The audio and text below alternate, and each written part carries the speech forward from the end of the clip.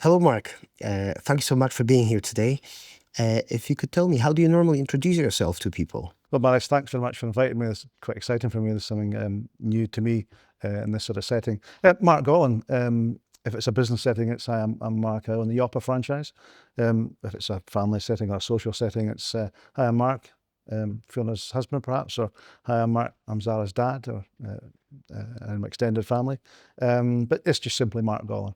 Well, you've built your life and work here in Highlands. What do you love about this place the most? Why do you still Where can I stay here start? after all these years? Yeah, where can I start? I've spent time in Aberdeenshire after I left college, been in the Central Belt for about a year. I was hankering to come back to the Highlands in my early 20s. I love the Highlands for the people. I love the space. I love the freedom. I love the nature. I love you can drive half an hour anywhere and be a different part of Scotland in the Highlands, appreciating the wildlife, the woods, the water. But I think the biggest thing I like about the Highlands is the people and the community spirit, and the fact you can sometimes go home and somebody left 6 eggs at your door, or a carry bag full of apples.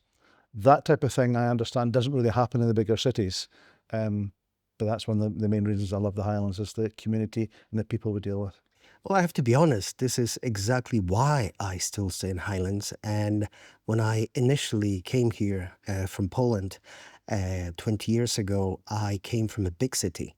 So imagine me being 20-year-old coming in and seeing Highlands, being absolutely devastated and disappointed at first, because I was looking for skyscrapers and was hoping that maybe there's going to be more things, for young people to do.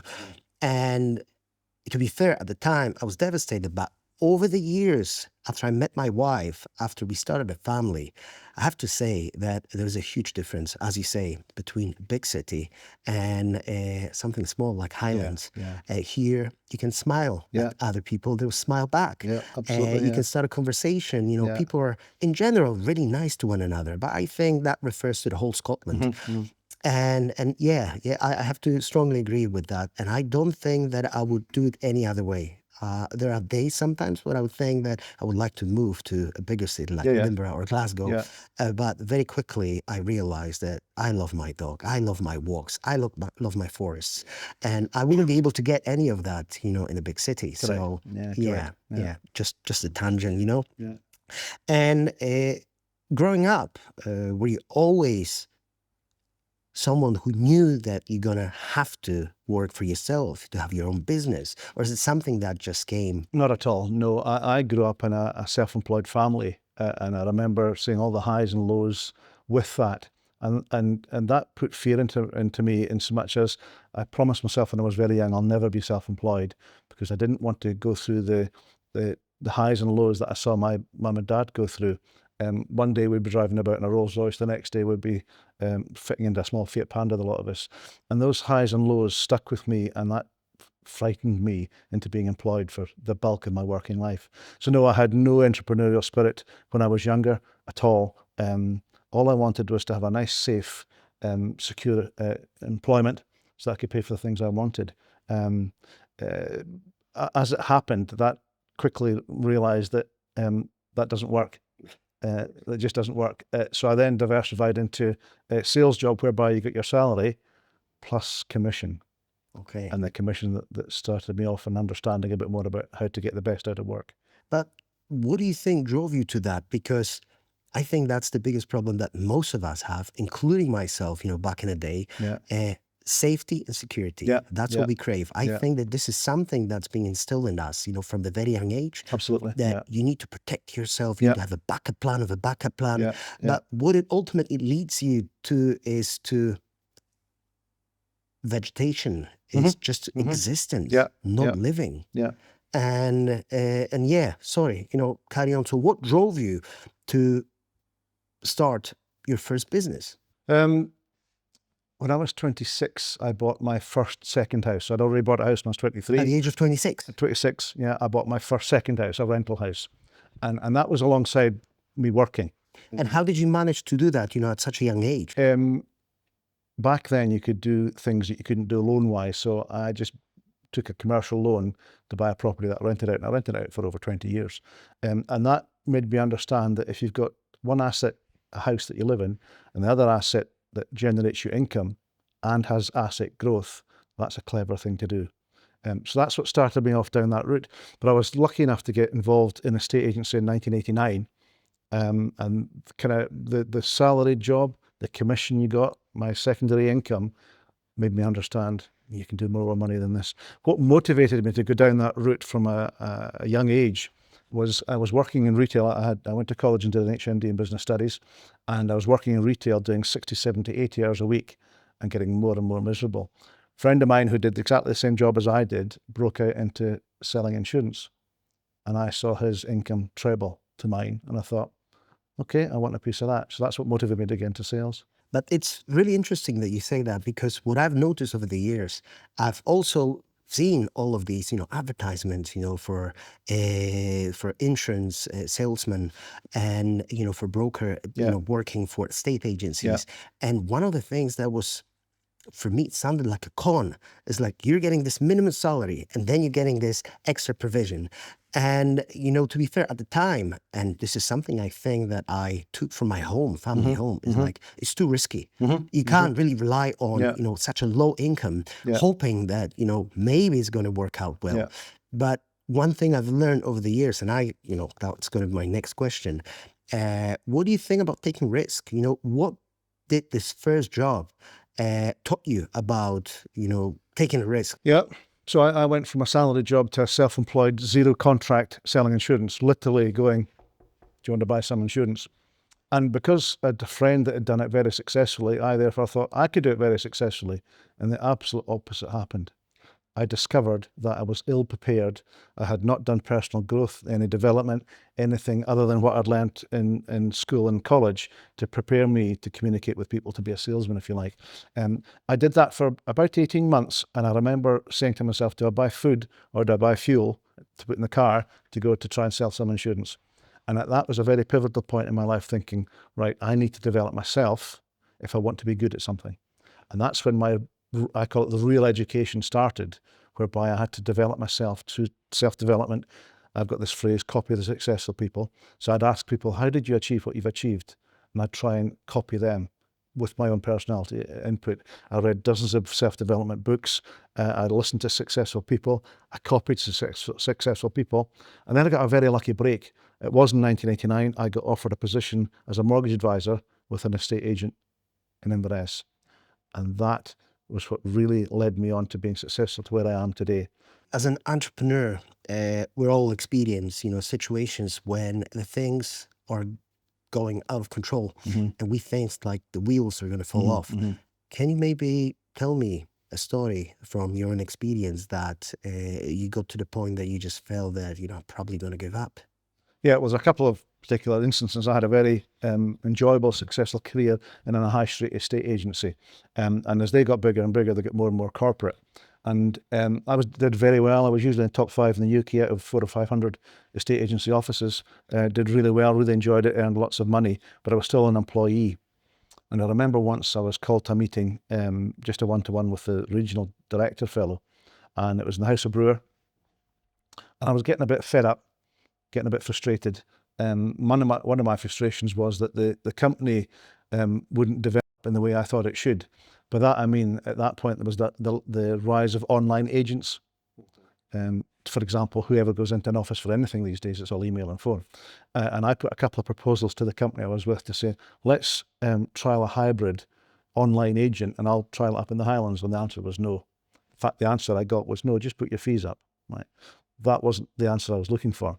I was called down to a meeting in House of Brewer, and just by complete happenstance, I pulled up to the car park at the same time as this regional guy.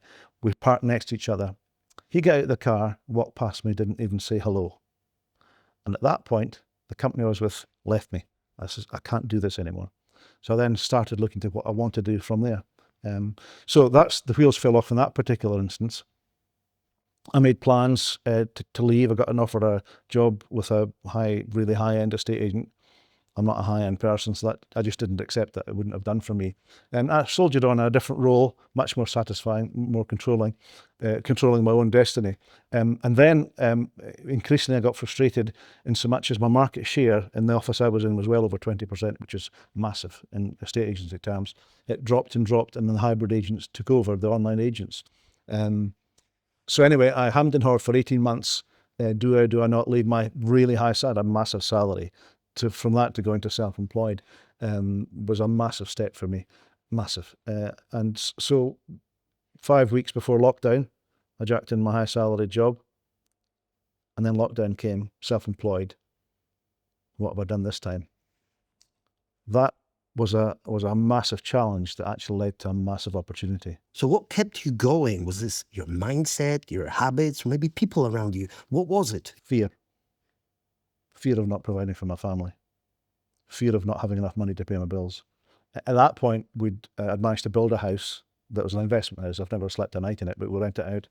I just started renovating another property. So the savings I had, I'd put into bricks and mortar.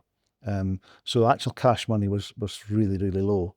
I just got married as well. We'd set up a home together. And it was fear of not being able to pay the bills and feed my family. That's what kept me going. And that introduced the concept of what we now do as video marketing. So it was a happy, the lockdown was dreadful for everybody, but that gave me, I had to think outside the box. How do I solve this problem of how can I sell a house without people being able to visit it? Wind forward 5-6 years, and just this week I've sold a house to a couple that just live in Maine, north of New York, off the back of the videos we do. That's the opportunity that I found through desperation, through fear, and that's taken us to where we are today. I was going to say, my next question was, what was the biggest surprise for you on this journey when you started? You probably never thought that this might happen, but it changed you in a profound way. Is there? So this sitting in front of you, I mean, imagine I was a very shy schoolboy. And if somebody said to me, in 40 odd years' time, you'll be sitting in front of a videographer, a talented fellow with 3 or 4 cameras around me being interviewed, not a chance. I've been interviewed by the BBC. I've been a guest speaker on Green Issues podcast. I'm lucky enough to be invited to do training for new people at Yopa. I do training once a month for new people. And at the age of 60, I'm teaching the new people in Yopa how to use Facebook and YouTube as a business tool. So you'd never have ever thought I'd ever been able to be in a position to say, this is what I'm now doing. So on that note, you've built a YouTube channel that's now monetized, which is absolutely amazing. And what gave you courage just to put yourself out there online, especially taking into account that, as you said to yourself, that you're quite a shy person? Yeah. Again, back to lockdown, excuse me, when we couldn't go and actually physically see a property, the video idea came to me. And I remember standing outside a house once. The first one I did was actually in Tain, and I was committed to do a video. I'd practiced in my own house. I practiced in another couple of properties to actually hold a camera and point it and speak. And I remember sitting outside this house thinking, what do I say? And hello property people was a phrase that sprung into my head. That phrase is now our catchphrase, and people wander about and go, hello, property people, because they think it's funny, and it is funny, but it's our little catchphrase. So what gave me the courage to do that? Again, necessity and fear of not having enough money to pay my bills. But to actually, so the first 3 or 4 years, you'd never see my face on camera, because I don't like being on camera. Nobody does, unless you're maybe George Clooney or whatever. Very true. So again, through necessity, I did it, and I've now started the last couple of years doing pieces to camera.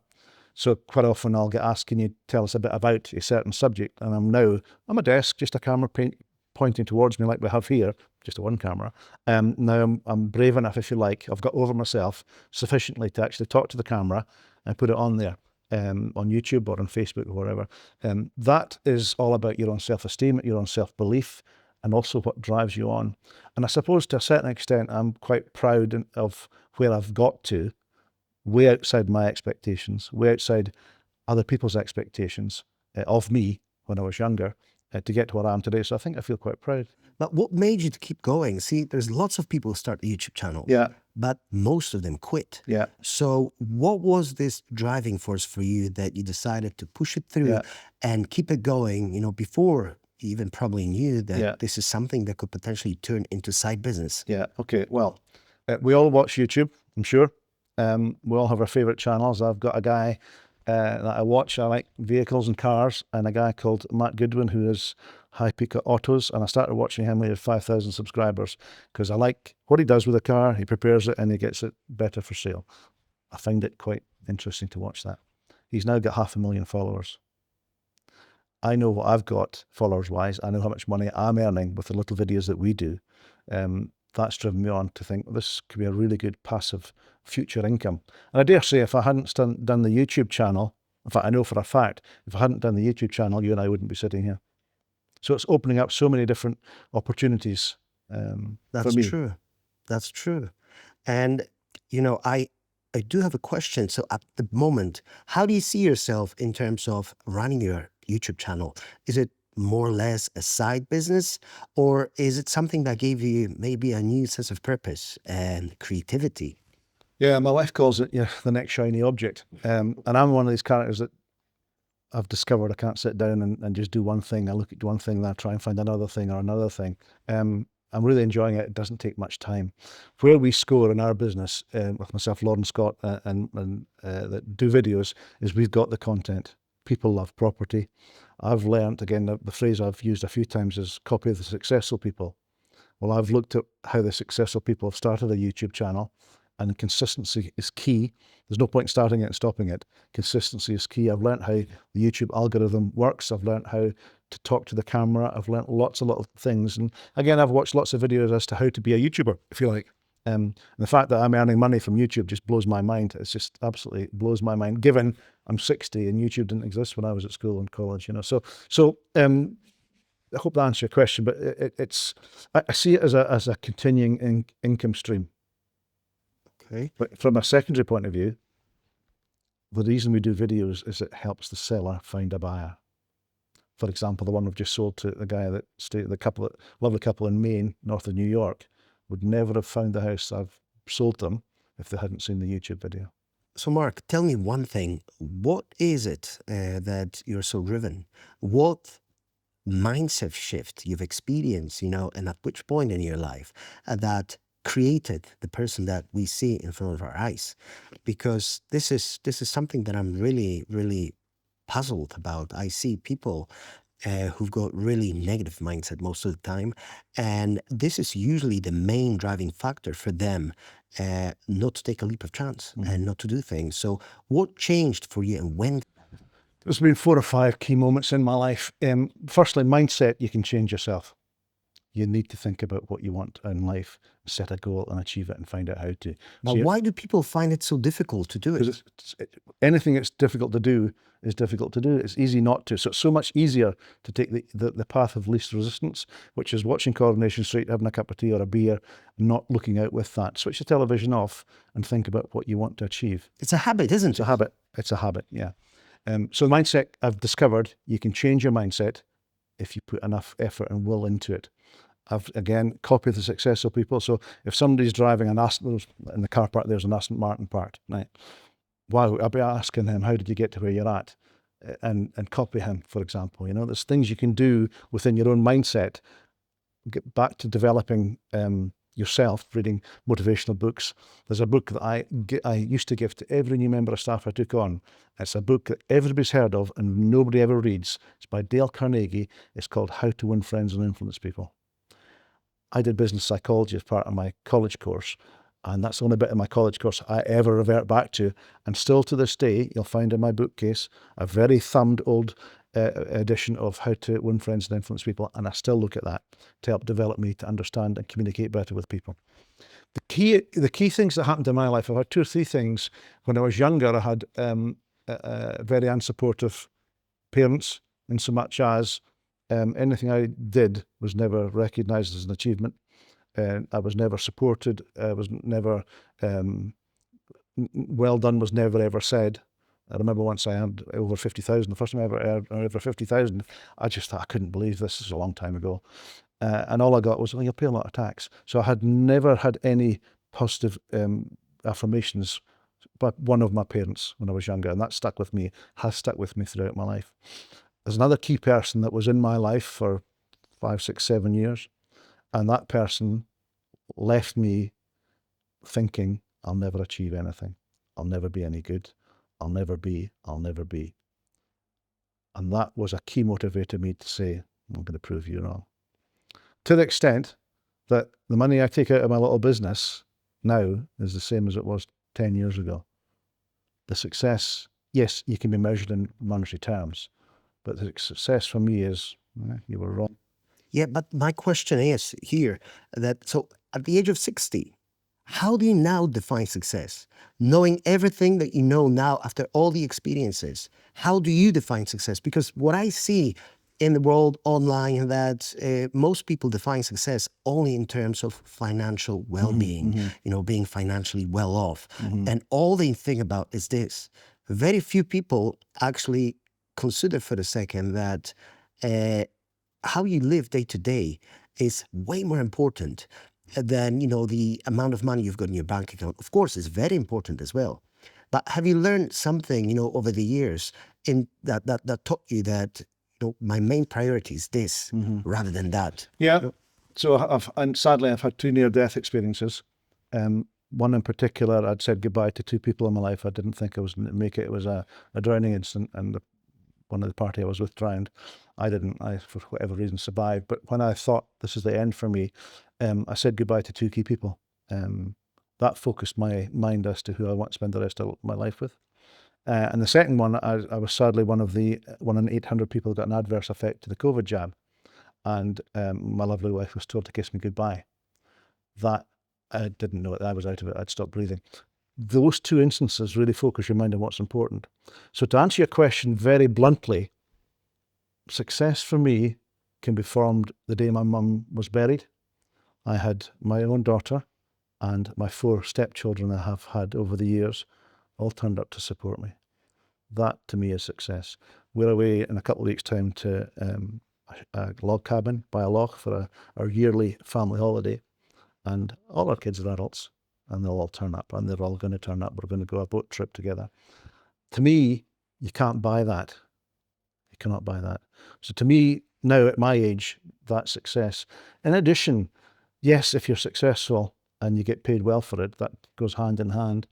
I suppose success is also in the position to help others. And I've got a saying that I use quite a lot, and it is along the lines of, if you can help somebody that's close to you and you don't, you're the one that's in the wrong. If I can help somebody that's close to me, I will. And that gives me satisfaction. That is beautiful, I have to say, really. And what would you say to someone watching this who really hates their job? And what would be the first mindset shift that you would encourage them to do to change the life? Okay. In life, making the decision, any decision, is the hardest part. It took me 18 months to decide to join Yopa as a franchise owner. Making the decision is the hardest part. So I think you first have to go back to say, what is it you're not happy with? That way you understand what you don't want. You then have to think, what do I want? So in my case, I didn't want to be working 70 hours a week in as it was, a drugstore, being the manager of a drugstore, 70 hours a week, doing the same thing day in, day out. So I knew what I didn't want. I wanted to work less and earn more. But I bet that the reality of the situation now is that even though you prioritize family and there are other important things for you in terms of the number of hours that you work every week, I think that they haven't probably changed that much. Correct. They're probably still closer to the 70 Well, hours. not actually, no, because when I was in hospital and my wife was told it probably won't make it, I came round from that and I promised her that I will never, ever overwork ever again. But you know what I'm finding is that lots of people look at the highlights. They see someone successful and all they think is the highlights, the money they have, the cars they have, and what they don't realize is that to build anything, it takes time, Mhm. it takes effort, Yeah. takes dedication, and takes to have a quite a lot of thick skin as well, Mhm. Mhm. because you make it sound like this is something easy. But from my personal experience, when COVID hit, I've Mhm. decided I want to start a YouTube channel. I Yeah. was really Yeah. upset with the whole situation. I Yeah. wanted to talk about it. Mhm. Really quickly, I realized that this is probably not what I really want to do in terms of, talking about what was going on, because all what that was creating was hatred towards others, and it wasn't helping anyone. But it sparked in me this love to videography, Mhm. Mhm. video making, Mhm. the music editing. And this is something that was quite fascinating. And initially, there was this hype. I was hoping that I'm going to achieve success in a year or two. And now we're 5 years later, and I still only have, 500 Mhm. subscribers, Mhm. on my YouTube channel. But it doesn't mean that I've stopped Mhm. doing what I was doing. It just made me realize after a while that I still want to do videography and I still want to focus on a video, but maybe this is not the right pathway. Mhm. So over the years, I started building a little studio. I started to making contacts, and now what I do, I help other businesses to present their business in the Mhm. best Mhm. possible way. So Mhm. some corporate Mhm. videos, some Mhm. advertisement, and I didn't realize this is something that I'm going to fall in love with. Mhm. And so that's another thing that I was going to say. Sometimes where you start, Excuse uh, me. when you think that you're going to get, is a completely different place when you're gonna get. However, the one thing I've realized over the last 5 years, if it wasn't for my persistence and hearing people saying that you're not gonna mount for nothing, look at these videos. Nobody's watching. Even my own daughter, she's Mhm. keep on Yeah. telling me, look at your failed YouTube Yeah. channel. But I think that this level of resilience that I've learned when I was growing up, through the process of being bullied Mhm. quite a lot, Mhm. because I'm quite a short person, Mhm. Mhm. and at the time, the other boys were taking advantage of it. But it's fine. If anything, that taught me how to be more resilient and have a thick skin, Mhm. which is something that I'm finding really useful. Mhm. Whereas in today's society where we live, it's the complete opposite. We're trying to make our young people soft and gentle. And if anything happens, we want to tell them, oh, you can always report it to someone else, and someone else is going to always help you. And I think that Life's this not like is that. Yeah. this is really Mhm. important Mhm. as Mhm. well. And I was wondering, what is your take on that, in terms of resilience, in terms of hearing other Mhm. people telling you that you're not going to mount Yeah. for anything? Yeah. And how do you keep on going despite of all these people saying these things, and all the evidence around you showing you that Mhm. they're probably right? Well, it's funny you say that because my best supporter is my wife, and she often says, "Look at the evidence to see how success you are." Because I've still got doubts, I've still got my own issues with myself, and am I prepared to do this to get to that? So yeah, resilience is a key word, and maybe come on to that later on. Um, I've got a policy on YouTube, right? So when people put comments, something along the lines of "That was a rubbish video," so for my own personal satisfaction, with tongue in cheek, I'll type out, "Thanks for your comment. Can you send me the videos you do?" They don't do videos. They just comment because they're keyboard warriors. So I quite often, tongue in cheek, give as good as I get, basically. When I sit down in a quiet moment, or I'm out my bike doing a get up a hill, which is really meditation, I look at where I'm at, how I've gotten there, how I've managed to get multi awards in the industry that I'm in, and that would satisfy me with regard to these people are just keyboard warriors. And no matter what, people think I'm a nice, friendly guy. 4% of the population will never like the other 4%. It's just fact. And I accept that. And I quite often, not true, I do occasionally say to a client, "I don't think I'm an estate agent for you." What I'm really saying is, "I don't like you." Mhm. And and I stare them in the eye and I say, "I'm really not the estate agent for you." I'm happy to do that because I understand people much better than I did before.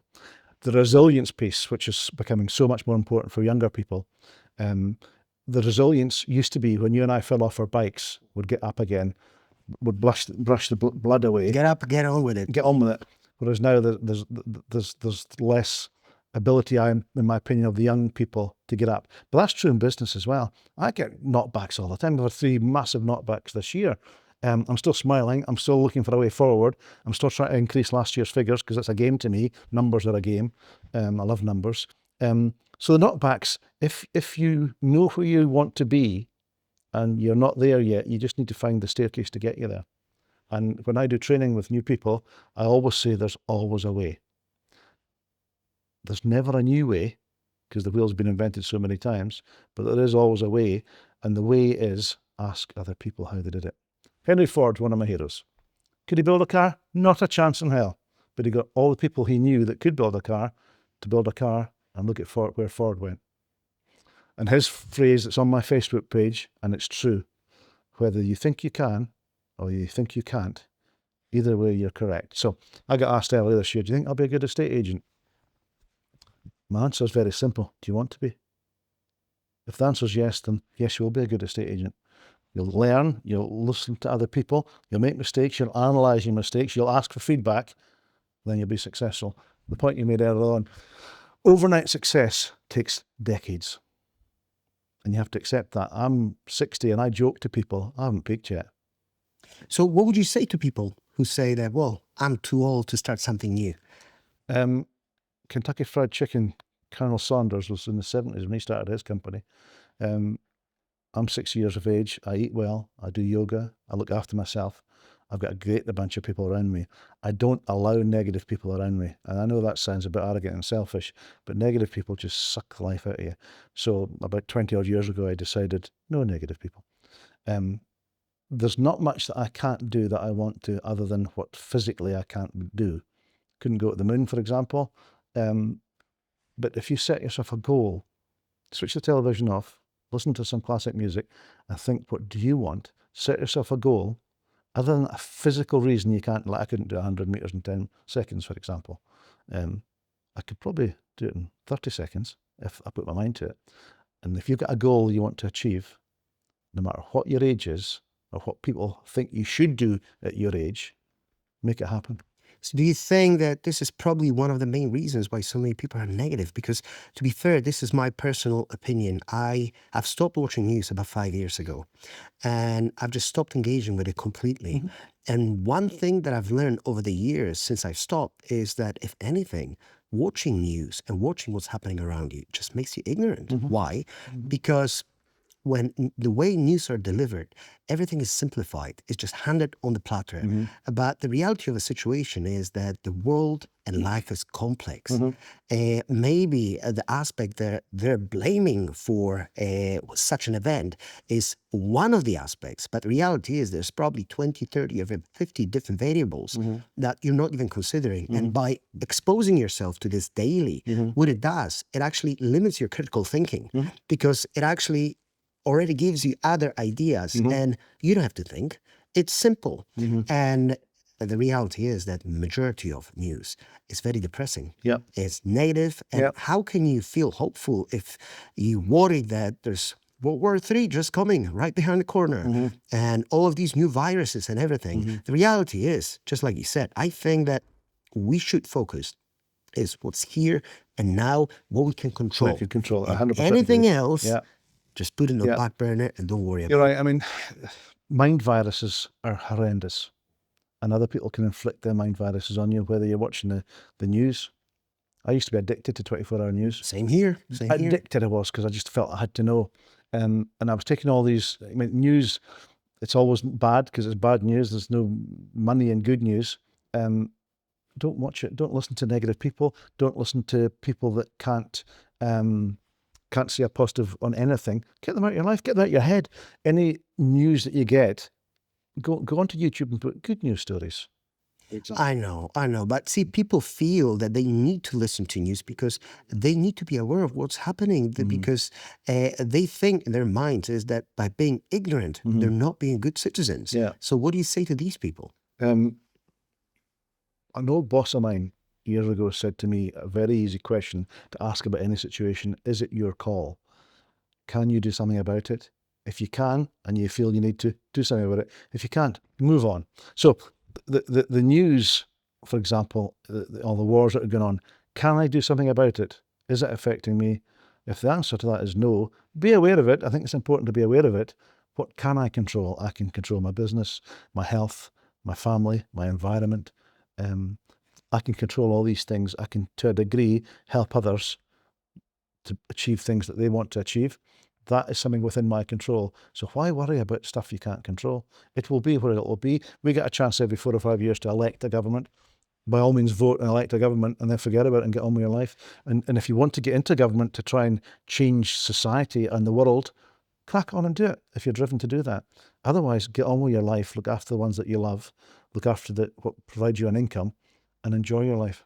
I personally feel that the people's mental health would be so much better, if they didn't watch news It's at the all. mind viruses, yeah. And if the news is big enough, it's important enough, you'll Yeah. find You'll out hear about it. anywhere. It You'll will, hear it about will, it, it will, yeah, it will get to you. You hear about it, yeah. And I absolutely share your opinion. I want to help local people. I want to help people that I can actually influence. And this means people in the Highlands. This means, people in my near vicinity. And my other job, I'm a housing support officer. I'm also a personal advisor, an interpreter, and I love helping people. And this is something that's tangible for me. This is something that I can do every single day, and that makes me feel really happy because I know that I'm making actual Yeah. difference. And that's, you can't put a pound note to that. It's how you feel. And that's back to what I said about how I feel, what I do. One of the proudest moments, was it last year? I think it was.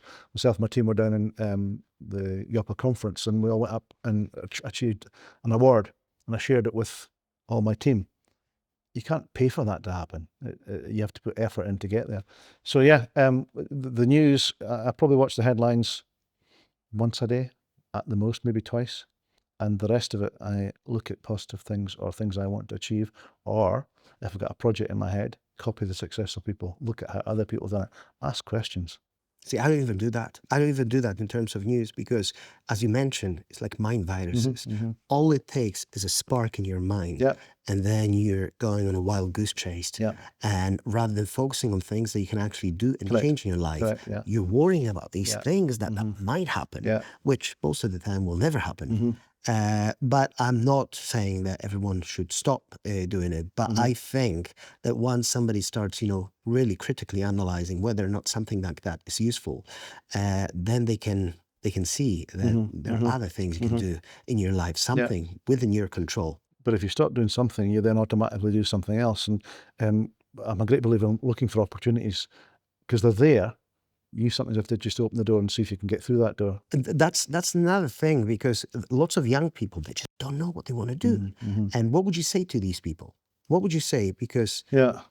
I personally think that you just start doing something that you think you might like. And the reality is that after a while, you realize that you're either really good at this or it will branch out to something else. Yeah. But what's your take on it? Yeah, well, interestingly enough, I volunteer for a charity, Day One charity. They look at younger people, take them from school, S4, S5, into either further education or a career path. So I'm involved directly with a 14-year-old. I'm a mentor to him. Schooling gives you a one size fits all to a degree, from what I understand of it. For example, my mentee was studying Spanish. He wants to go into construction. There's a path for him now to go into construction, but he was learning Spanish, and he was told he has to learn Spanish because you'll need that on the building site. Now, you're smiling. Absolute nonsense, but that was, we've got one size fits all education system. So I would say to young people, go and get educated, learn to read, to write and count. And if you want to be a vet, study biology. If you want to be an accountant, study maths. If you want to be in construction, get involved in construction. If you don't know what you want to be, try as many things as you can till you find something that strikes a match for you. I'm proof of that. I started work after I left college in a supermarket. I did it because it was just great fun. Young people my age, parties carry on, working, getting paid, absolutely great fun. I couldn't do that now because I don't drink, I don't go to parties. The environment wasn't there for me. So I went from there thinking I don't want to do this anymore because life changes. So don't think because you start something at young age you have to carry on with it, because life isn't like that. Our parents' days, You went to a job, you stayed out, you're retired. If you're lucky, you got a pension. So try, young people, try as much as you can, get as many experiences as you can, learn how to fall, or when you fall down, learn how to stand up again. Don't expect other people to give you a hand. That way you're building in your own resilience, really, and your own ability to survive in life, because unfortunately you can't not have knocks in life. Some people don't get big knocks, some people get massive knocks. We're all going to experience close ones dying. We're all going to experience, hopefully, newborns coming into our family one way or another. Embrace all the good stuff. But if you're not sure what you want to do, that's good. The world is wide open for you. I look back at school, and there's some school friends which I'm still friendly with, and I was at a reunion last year. They knew what they wanted to do at school, and I felt so jealous of them because I hadn't a clue. But they knew exactly what they wanted to do. Therefore, they didn't experience much else, whereas I've experienced so many different slices of life, if you like. And I'm lucky, I feel really lucky to have achieved what I've achieved in the line of business that I'm in. So young people, try as much as you can to find out what you want to do. You will have to do in life, learn Spanish that you'll never use, apart from if you go to Spain for a holiday. Put up with it, get on with it, and think about what you really want to do. Unless you want to become a worker in a construction in Spain, then it's a means to an end. You're course. absolutely right, Of course, but you're absolutely spot on that idea. Personally, I share exactly the same opinion. I think that basic schooling is important. You need to know how 100%. to read, write. You need to know, fundamentals. But after that, the proper education actually starts after you leave school. And I'm a big believer that what we were sold in terms of higher education is a myth. If you want to become a doctor, yes, you need to go down that route. If you want to become a solicitor, absolutely, you still have to do that. But for majority of cases, you don't really need to get a degree to start something beautiful. And the problem that I have, that we're not being taught from the young age to be more entrepreneurial, that we're still being taught safety, security, save a future, do all these things. The reality of a situation is that the life is not safe and secure. It's unpredictable. It throws curveballs all the time, and it's something that sooner you will accept, sooner you'll realize that you can now start living. Why? Because uncertainty is the only certain thing. Yep. And the other thing that's also certain is that we're all going to die soon. So I like to live with urgency. I'm 40 now, but I've realized that, I don't know how many more years I've got in this world. If I'm lucky, 30, maybe 40, if I don't get cancer or something like that. So I'd rather live with urgency. And I think that this is something that more young people should do, because everybody thinks when they're young that they're going to live forever. And the reality is that you've got two lives. And the second life starts when you realize you only have one. And today with the social media, with all these highlights, everybody wants to be a social media influencer and, trying to get easy money, thinking that they're going to invest in the Bitcoin and they're going to be millionaires in a few years. That's just not going to happen. Hard work is the only thing. And even one thing that I've learned over the years, that when I started doing something new, even though initially I didn't like it that much, once you become really proficient at something and you start deriving a pleasure, there's a high chance that you're going to start liking it. If you're going to start liking it, then it's just going to be like self-fulfilling prophecy. It's just going to drive you even further. And that's something that I would never think that I would enjoy. So when I was young, if somebody would tell me that you're going to be a court interpreter in 20 years, I would tell them, you must be bonkers. I'm not cut for this, When I was at school as a kid, I wanted to play. I didn't really want to learn that much. And so what I'm saying is that we're changing all the time. And I think that this is something that you've brought up, that the changes that you had in your mindset throughout the year. And you weren't born a businessman. This is something that you've developed. And yeah, it's absolutely fascinating. Well, I joke with people, I say I'm actually unemployable now. I could never be back to being an employee. And I spent all my bulk of my working life being a frightened employee, frightened to make a move out of that. Now, there's no amount of money in this world you could pay me to go back to being an employee. Just couldn't do it. And I guess that it's like Too trying, limiting. Too limiting. it is, but it's a little bit like trying to explain a vision to a Mm-hmm. blind person. Mm-hmm. If somebody never experienced it before, Mm-hmm. and they think, okay, it's fine, maybe it worked out for you, Mm-hmm. but what do I have to show for? Mm-hmm. I've got all these shortcomings, all these things. It's probably not going to work for me. I better stick with my safe job at whatever I'm doing. Yeah. And Often people say, "Oh, it's easy for you." Yeah, no, it's not. It might look easy, but it's not easy. Or another one I was speaking to a colleague yesterday, in fact, in the Central Belt, and it's easy for you. You don't have any competition up here. I've got to beat 54 other estate agents before somebody says, yes, I'll use you to sell my house. So it may look easy. Richard Branson, I'm sure, floats around the world looking as easy. It's not easy. You've got to maintain it. You've got to build it. You've got to have the concept in the first place. You've got to work at it and get all the right people. Make the mistakes. Gosh, I've made so many mistakes. It's unbelievable. But every time I make a mistake, I sit for a few minutes and think, what could I do differently next time? So for example, if I go to a client's house and a week later they say I'm using a different estate agent, I ask myself, why? What could I have done differently? And then I forget about it. Because statistics tell me that I'm more successful than not.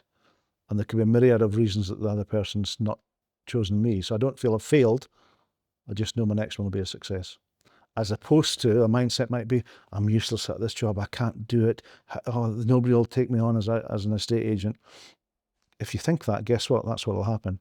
If you think the next one's going to come on with me, guess what? You're right. So that's a mindset thing as well. okay, well, listen. Other than that, do you have any hobbies or personal interests that you like to Yeah. talk about? My wife won't agree with this, but I love cooking. Okay. Well, she probably agrees that I love cooking, but she doesn't think I'm the best cook in the house. Hobbies, yeah. So my thing's cycling. Absolutely love cycling. I've done some crazy cyclings. For my 50th birthday, I decided to cycle around Cuba, and that was just an amazing experience. I've since then cycled in the Sahara Desert. I've cycled from the Dead Sea to the Red Sea.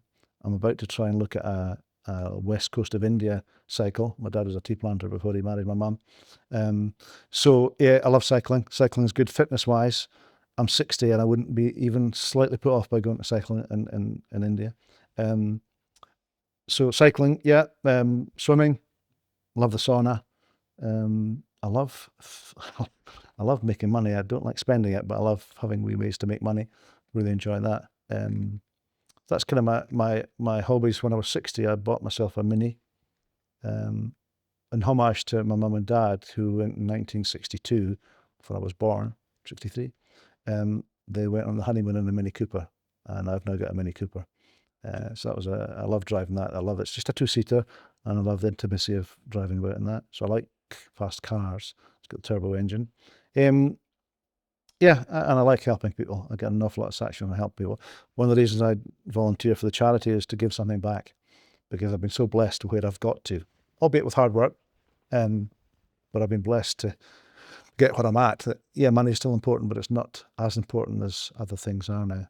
So I get a lot of pleasure from helping with the Day One charity. And even at that, I was kart racing 2 days ago, and I managed to get within half a second of my mentee. Good. Bear in mind, he's a third of my weight, so I'm still quite competitive no matter what I do. But I thoroughly enjoy that. So, yeah, that's kind of my hobbies and interests, really. Yeah. And what would you say, just one more thing, on in terms of your mindset and everything else, what do you say to people that, you meet and they say, oh, it's easy for you to say, you're just lucky? It's very simple. You make your own luck in life. It's really simple. If you make your own luck, you decide to look for your own opportunities. If you're annoyance is a great motivator. If you're annoyed, my God, you can take on the world and win. Two people in particular in my life really, really, really annoyed me to the extent I'm going to show you. The annoyance is still with me.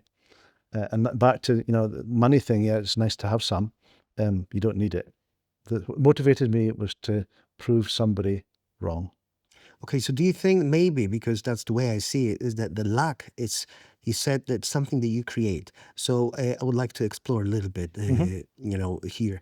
And so I do agree to a certain extent. And for me, from my experience, when it comes to luck, is that luck is just an opportunity that presents itself. But you have to be ready for that opportunity Mhm. at the given time, and you need to be willing and keen on actually diving in. But so good example is that since I started this business, I started investing money in all the cameras, gear, and everything. And people would say, why do you spend all this money? You know, it's ridiculous. You know, you've got nothing to show for. And, you know, who do you think you are? You're going to be next big shot. It's like, no, what I'm doing is I'm learning, I'm buying, and I'm preparing. What is it that you're preparing for? Well, I'm preparing for opportunity. When there's opportunity that'll present itself, I'll be ready. Whereas if there was an opportunity and I wasn't ready, I wouldn't be able to take advantage of it. So that's luck. Then other people see this as luck. It's like, oh, you were lucky because you met that person and they put you in this right space. Yes, maybe that's true. But if you weren't ready, if you weren't at that stage where you are, you would never be able to take advantage of that luck. So if that was to present itself to anybody else, they wouldn't know what to do with it. Yeah. So Well, you've got to be open to what's out there. You and I met through a social situation. that's right. And look at us now, we're doing a video together. Can't believe it. Now, there's an opportunity that we both saw, what we took, and it's come into a really good friendship. Yes. But it's also going to help both of us achieve other things, perhaps. So you've got to be, you've got to be willing to change. You've got to be able to look at an opportunity. I looked at the law of attraction some years ago, and the law of attraction is think long and hard about something, put the positive thoughts out there. I'm already successful, then success will come. No, the success will be, the opportunity of success will be there. You've still got to open the door. And a lot of people forget the action you have to take to get to where you want to be. So I had to start up a Facebook page. So when I started Yoppa, there was no Yoppa presence up here. I had 142 people on my Facebook page, and I was desperate to succeed because I didn't want to let my family down or myself. That opened up, well, we'll try it on Facebook. Between Facebook and YouTube, we've got just under 10 million people a month look at our videos. Which is amazing. That is a massive number. And if I hadn't taken the opportunity to think, oh, we should maybe try some social media here, we wouldn't have got to where we are. So thinking about it, the opportunity is always there. You've just got to find it and open the door. So I took the brave step of going on Facebook with videos and learning. I'm self-taught, more or less, as to how to be a successful Facebook marketer, if you like. And now I teach other people how to do that. And the bit that most people forget or miss out or think they can do differently is they don't copy the successful people. And I'm happy to admit now I'm fairly successful at what I do. They try and do it their way. I've told you how the wheel works. I've given them the wheel. They'll try it with a square. And that's ego. So if you can take ego out of it, if I wanted to find out something, instead of me trying to figure it out myself, I'd ask you, can you tell me how you did it, please? That saves an awful lot of time. My ego will allow me to do that. A lot of egos stop people copying the successful people because they think, no, I want to do it myself. You'll save hours and weeks and months and years by copying the successful people.